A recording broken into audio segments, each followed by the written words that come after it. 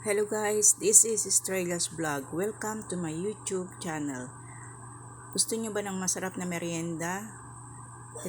Ituturo ko sa inyo kung paano gumawa. Yung mga tira-tirang tinapay lang dyan sa inyo na malapit nang mag-expire, ito ang gawin nyo. Kailangan natin ng fresh milk, saka Milo, o kaya kakao, kung mayroon kayong kakao sa inyo. Tapos lagyan nyo ng asukal o condense. Tapos ilagay na natin yung hinati-hati nating tinapay. Tapos lagyan din natin ng margarine. Kung mayroon kayong butter, pwede rin ilagay butter o margarine. Ayan.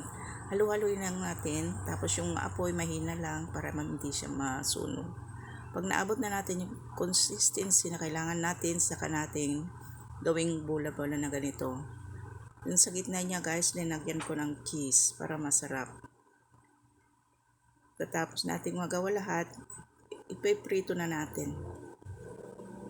Mabilis lang ang pagluto natin dito guys.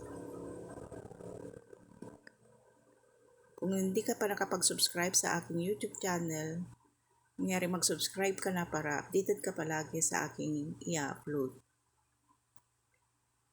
Sana may natutunan ka na naman sa aking ina-upload videos.